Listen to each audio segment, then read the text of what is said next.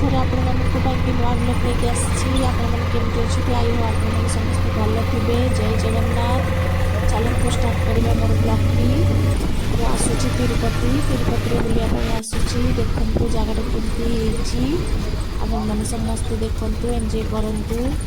ପ୍ରଥମେ ତ ମୁଁ ଫାଷ୍ଟ ଟାଇମ୍ ପାଇଁକି ତିରୁପତି ଯାଉଛି, ଜଣା ନାହିଁ ମୋତେ କେମିତି କ'ଣ ଜାଗାଟା। ଫାଷ୍ଟ ଟାଇମ୍ ଗଲି। ଦେଖନ୍ତୁ ଏଠି ପ୍ରଥମେ ପାହାଡ଼ ଆସିଲା, ପାହାଡ଼ ପରେ ଆମେ ଯାଉଛୁ ମାନେ ଗାଡ଼ିରେ ଯାଉଛୁ, ତାପରେ ପୁଣି ସେ ପାହାଡ଼ ଉପରକୁ ଯିବା ପାଇଁ ପଡ଼ିବ। ଫାଇନାଲି ଆମେ ସେ ତିରୁପତିର ମାନେ ଷ୍ଟାଣ୍ଡ ପାଖେ ଆମେ ପହଞ୍ଚିଗଲୁ। ଦେଖନ୍ତୁ ପାହାଡ଼ଟା କେମିତି ହେଇଛି, ମାନେ ବହୁତ ଉଞ୍ଚା ଅଛି ପାହାଡ଼ଟା। ବସିଲୁ ଏବେ ଆମେ ତିରୁପତିରେ। ତାପରେ ଦେଖନ୍ତୁ ଏଇଟା ହେଉଛି ପ୍ରଥମେ ତାଙ୍କର ମୂର୍ତ୍ତି ଅଛି, ଗରୁଡ଼ ଦେବଙ୍କର ମୂର୍ତ୍ତି ଅଛି। ତାପରେ ଆମେ ଏଇଟା ଭିତରୁ ପୁରା ପ୍ରବେଶ କଲୁ। ପ୍ରବେଶ କଲା ପରେ ଦେଖନ୍ତୁ କେତେ ସୁନ୍ଦର ବୁଲେଇ ହେଇଛି। ଆଉ ଏଇଟା ହେଉଛି ସେ ପାହାଡ଼, ଯେଉଁ ପାହାଡ଼ ଦେଇକି ଆମେ ପୁରା ପାହାଡ଼ ଉପରେ ଯିବୁ, ଉପରେ ଉଠିକି ଚଢ଼ିକି ଦେଖିବୁ ଠାକୁରଙ୍କ ଦର୍ଶନ। ମୁଁ ତ ବହୁତ ଖୁସି ଅଛି, ସେଥିପାଇଁ ମୁଁ ପୁରା ମନ ବହୁତ ଖୁସି ଅଛି। ସେଥିପାଇଁ କି ମୁଁ ଏମିତି ଆପଣମାନଙ୍କୁ ଦେଖିବା ପାଇଁକି ପହଞ୍ଚିଗଲି ଫାଇନାଲି। ଏଇଟା ହେଉଛି ସେ ମାନେ ଫାଷ୍ଟ ଚଢ଼ିବାର, ପାହାଡ଼ ଚଢ଼ିବାର ଫାଷ୍ଟ ସାମ୍ନାଟା ଏଇଟା ହେଉଛି। ଏଠି ଦେଖନ୍ତୁ ପାର୍କ ଟାଇପ୍ର ଅଛି, ଯେଉଁଠି ଯାହା ପାଖରେ ଯାଇକି ଟିକଟ କାଟି ହେବ। ଆମେ ଟିକଟ କଲେ ଯାଇକି ଉପରେ ଯିବୁ ବୋଲି। ପ୍ରଥମେ ତ ଯାଇକି ଆମେ ଟିକଟ କାଟିବୁ। ସେ ଜାଗାଟା ଦେଖନ୍ତୁ କେତେ ସୁନ୍ଦର ହେଇଛି।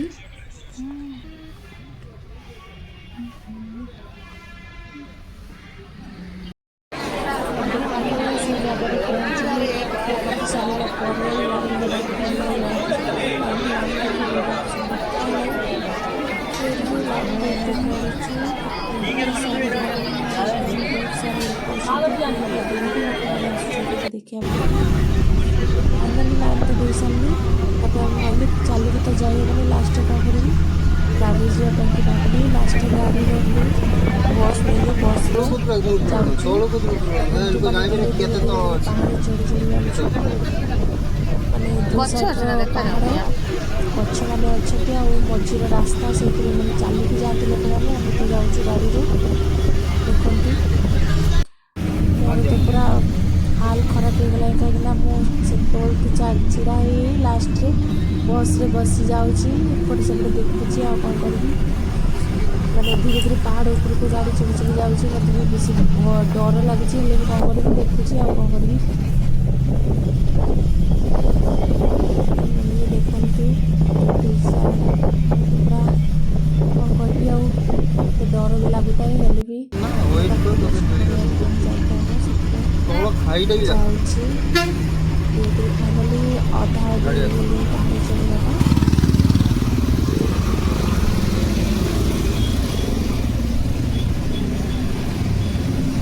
ବହୁତ ବଡ଼ ପାହାଡ଼ ଅଛି ଏଠି, ବହୁତ ମାନେ ମୁଁ ତ ପୁରା ଏନ୍ଜୟ କରୁଛି। ଆପଣମାନେ ବି ଏନ୍ଜୟ କରନ୍ତୁ। ଦେଖନ୍ତୁ ଗୋଟେ ନୂଆ ଜାଗା ଏଇଟା, ଦେଖିଲେ ଆପଣମାନେ ଜାଣିପାରିବେ। କିଏ ଯାଇଥିବେ ନ ଯାଇଥିବେ, ଆପଣମାନେ ଦେଖିଲେ ଜାଣିପାରିବେ। ଏଇଟା ହେଉଛି ପାହାଡ଼ରେ। ଦେଖନ୍ତୁ ଉପରେ ଯେତେ ଉପରେ ଯାଉଛି ସେତେ ଗଛ ସବୁ ମାନେ ଖରାପ ହେଇଛି। ରାସ୍ତା ସବୁ କାଟି କାଟି, ପଥର କାଟି କାଟି ରାସ୍ତା ଯାଇଛି। ଦେଖନ୍ତୁ ପୁରା ଦୁଇ ସାଇଡ଼୍ରେ ପଥର, ଆଉ ଗଛ ଉପରେ ତଳଟା ସବୁ ପଥର। ଫାଇନାଲି ଅଧାରୁ ଉପରେ ଆମେ ଚଢ଼ିଲୁ, ପାଖାପାଖି ପହଞ୍ଚିଲୁ। ଏଇଟା ହେଉଛି ଉପର ପାହାଡ଼, ମାନେ ଏବେ ଜଷ୍ଟ ଆମେ ଉପରକୁ ଯାଉଛୁ, ଆଉ ଗୋଟେ ସାଇଡ଼୍ରେ ସେପଟେ ପାହାଡ଼ଟା ଅଛି। ଫାଇନାଲି ପହଞ୍ଚିଗଲୁ ସେଠି ପହଞ୍ଚିଲା ପରେ ଦେଖନ୍ତୁ କେତେ ସୁନ୍ଦର ହେଇଛି ଜାଗାଟା। ପୁରା ଗାର୍ଡ଼େନ୍ ଟାଇପ୍ର ହେଇଛି ସିଷ୍ଟମ୍ଟା। ତାପରେ ଏମିତି ପାହାଡ଼ ଉପରେ ଏତେ ସୁନ୍ଦର ସୁନ୍ଦର ମାନେ ବସିଛି, ମାନେ ଦୋକାନ ଏତେ ସୁନ୍ଦର ସୁନ୍ଦର ବସିଛି ପାହାଡ଼ ଉପରେ। ତାପରେ ଆମେ ସେଠି କ'ଣ କଲୁ, ପୁରା କେଉଁ ପଟେ ସମସ୍ତଙ୍କୁ ପଚାରି ମୁଁ ତ ପୁରା ଆଗେ ଦୋକାନ ଦେଖି ଦେଖି ଦୌଡ଼ିଛି। କ'ଣ ନେବି କ'ଣ ନାହିଁ କହିକି ମୁଁ ପୁରା ଦୌଡ଼ୁଛି ଆଗେ। ଲାଷ୍ଟରେ ମୋତେ କିଛି ବି ନେଲି ବି, ମୁଁ ଭାବିଲି ପରେ ନେବି କହିକି ଆସିଲି। ଦେଖନ୍ତୁ କେତେ ସୁନ୍ଦର ସୁନ୍ଦର ଦୋକାନ ହେଇଛି। ଆଉ ମାନେ ସବୁଠୁ ବଡ଼ କଥା ହେଉଛି ମାନେ ସେଇ ଜାଗାରେ ମୁଁ ଫାଷ୍ଟ ଟାଇମ୍ ଦେଖିଲି ଏତେ ସୁନ୍ଦର ସୁନ୍ଦର ମାନେ ଜିନିଷ ଅଛି। ମାନେ ତିରୁପତି ସାଇଡ଼୍ରେ ଏଇସବୁ ଜିନିଷ ସବୁ ଥାଏ। ମୁଁ ଦେଖିଲି ଫାଷ୍ଟ ଟାଇମ୍ କରିକି ମାନେ ଦୋକାନ ସବୁ ଯୋଡ଼ି ଟାଇପ୍ର ଅଛି ଫଟୋ ଲାଗିଛି ସେଇଟା ତ ବହୁତ ଭଲ ଜାଗା ଲାଗୁଛି। ତାପରେ ଆଗକୁ ଗଲି କାହିଁକିନା ତ ଏଇ ମନ୍ଦିରରେ ତ ଫଟୋ ଉଠାଇବା ପାଇଁକି ଆଲାଉ ନାହିଁ। ରାସ୍ତା ପାଖେ ଠାକୁର ଅଛନ୍ତି ଠାକୁରଙ୍କର ଭିଡ଼ିଓ ଟିକେ କରିଦେଲି।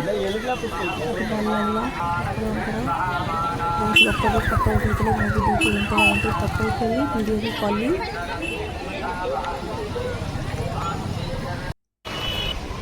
ଲାଷ୍ଟରେ ଫାଇନାଲି ଆମେ ସେ ପାଖାପାଖି ପହଞ୍ଚିଲୁ। ସେ ପାହାଡ଼ ଉପରେ ବି ଏତେ ସୁନ୍ଦର ସୁନ୍ଦର ଗାର୍ଡ଼େନ୍ ହେଇଛି। ଭାବିଲି ଗାର୍ଡ଼େନ୍ଟା ବି ଟିକେ ମାନେ ନେଇନିଏ କାହିଁକିନା ଜୀବନରେ ଥରେ ତ ଆସିଛି ଆଉ ଆସିପାରିବି କି ନାହିଁ ଜାଣିନି। ସେଥିପାଇଁ ନେଇଛି ଗାର୍ଡ଼େନ୍ର ଫଟୋ ଭିଡ଼ିଓ ସବୁ ନେଇନେଲି। ଏତେ ସୁନ୍ଦର ସୁନ୍ଦର ମାନେ ଗଛ ସବୁ ମାନେ ପବନ ଦଉଛି। ଫାଇନାଲି ଏବେ ଆସିକି ମନ୍ଦିର ଦର୍ଶନ ହେଲା। ଏବେ ମନ୍ଦିର ଦର୍ଶନ କରି ସାରିଲୁ। ପୁଣି ଘରକୁ ଯିବାର ଅଛି। ଦେବେନି ତାପରେ ସେ ଯାହା ବାପରେ ମହାପ୍ରଭୁଙ୍କୁ ବାପ ଦେଖିପାରିଲୁ। କେତେ ଲୋକ। ଦେଖି ସରେଇଲୁ ତାପରେ ତ ସେଇଠି ଫୋନ୍ ନେବେ ଆଉ ଦେଖିତେ ଦେବେନି ଆଉ ମନ୍ଦିରରେ ଯିବୁ ସାସ ଦର୍ଶନ କରିକି ଆସିବା ପାଇଁ ପଡ଼ିବ। 2-3ଟା ରାତିରୁ ଫଟୋ ଉଠେଇ ନେଲି ଆଉ ଠାକୁରଙ୍କର ଭିଡ଼ିଓ ଟିକେ କରିଦେଲି। ସେଇ ତିରୁପତି ଠାକୁର ଏଠି ଅଛନ୍ତି ଯାହା ସେ ମନ୍ଦିର ଭିତରେ ସେୟା ହେଲେ ମନ୍ଦିର ଭିତରେ ଫୋନ୍ ଏଲାଉ କରନ୍ତିନି। ତାପରେ ଠାକୁରଙ୍କର ଦର୍ଶନ ପରେ ଦେଖିଲୁ ଠାକୁରଙ୍କର ମାନେ ମନ୍ଦିର ସାଇଡ଼ରେ ଗୋଟେ ୱାଟରପ୍ରୁଫ୍ ଭଳି ଗୋଟେ ମାନେ ଜିନିଷ ଅଛି ଯେଉଁଥିରେ ବହୁତ ଲୋକ ସେଠି ଯାଆନ୍ତି ଗାଧେଇକି ଠାକୁରଙ୍କର ଯାହା ମନସ୍କାମନା ଥାଏ ତାହା ସେଇଟା ପୂର୍ଣ୍ଣ କରନ୍ତି ବୋଲି ସମସ୍ତେ କୁହନ୍ତି।